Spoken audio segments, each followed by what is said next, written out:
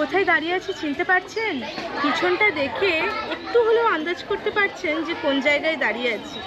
এখন রয়েছি পূর্ব বর্ধমানের ক্ষীরগ্রামে মা যোগাদ্দা মন্দিরে, যেটা সতীর 51তম পীঠের মধ্যে একটা পীঠ। এখানে মায়ের ডান পায়ে বৃদ্ধাঙ্গুলি পড়েছিল। আসুন মন্দিরটা একটু ঘুরিয়ে দেখাই, আর মন্দিরে মায়ের কিছু কিছু কাহিনী আপনাদেরকে শোনাই।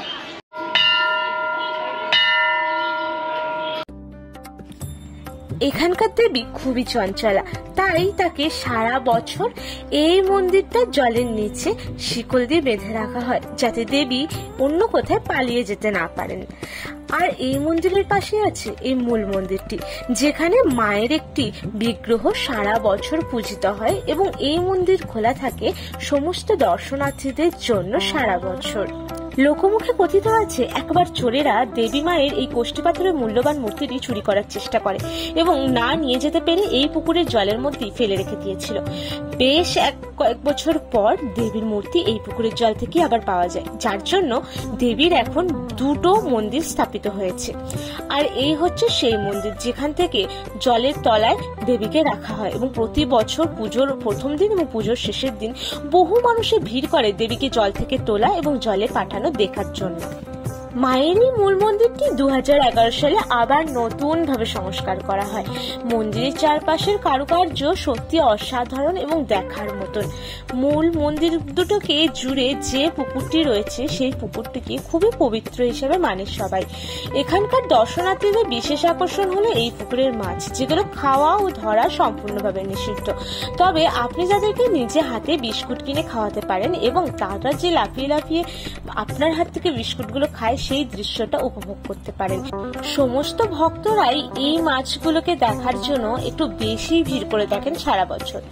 এই মন্দির প্রাঙ্গণের ভিতরেই আশেপাশে ছোটখাটো শিবের মন্দির দেখতে পাবেন এবং পুরো জায়গাটা বাঁধানো আর গাছপালা এবং ফল ফুলের গাছে চারপাশটা একদম ভর্তি। আর হ্যাঁ, মন্দির প্রাঙ্গণের পাশেই কিন্তু গেস্ট হাউসেরও ব্যবস্থা আছে। পুজোর সময় এই জায়গাটা যথেষ্ট ভিড় সম্পন্ন হয়ে ওঠে, তাই পুণ্যার্থীদের বা দর্শনার্থীদের যাতে সুবিধে এবং অসুবিধা না হয় তার জন্য পাশে থাকারও ব্যবস্থা আছে। এবার বলি যাওয়ার কথা। একমাত্র সড়ক পথই আছে যেটা সম্পূর্ণভাবে দেবীর মন্দিরের সামনে অব্দি আপনাকে নিয়ে যেতে পারে, নতুবা কাটোয়া বর্ধমান লোকাল ট্রেন ধরে আপনারা সোজা নেমে পড়বেন নিগঞ্জ স্টেশন। নিগঞ্জ স্টেশন থেকে টোটো করে নিলে আপনাদেরকে সোজা মন্দিরের সামনে নামিয়ে দেবে, আর অথবা আপনারা পার্সোনাল গাড়িতে করেও সোজা মন্দির প্রাঙ্গণের সামনে চলে আসতে পারেন এবং পাশে পার্কিং এরও ব্যবস্থা আছে। এই হচ্ছে মূল মন্দিরের প্রবেশদ্বার এবং প্রবেশদ্বারের সামনে জুতো খুলে প্রবেশ করতে হয়। এই মন্দির থেকে কিছুটা দূরেই আছে একটি দিঘি, যার নাম ধামাচির পাড়।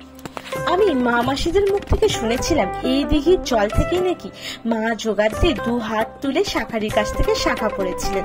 তাই এই দিঘিটি দেখার জন্য অনেক দর্শনার্থী ও ভক্তরা ভিড় করেন। আপনারাও চাইলে ওই মন্দিরে গেলে মন্দিরের সাথে সাথে এই দিঘিটাও একবার ঘুরে আসবেন। দিঘির জলের ঢেউ একেবারে সমুদ্রের মন প্রাণ ভরিয়ে দেবে সমুদ্রের উচ্ছ্বাস দিয়ে।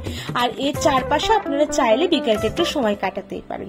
বৈশাখী সংক্রান্তিতে পূজিত হওয়া মায়ের একটি ভিডিও কিন্তু আমার চ্যানেলে আপলোড করে দেওয়া আছে, আপনারা চাইলে ডেসক্রিপশন বক্স থেকে দেখে আসতেই পারেন। ভিডিওটা ভালো লাগলে লাইক কমেন্ট করবেন।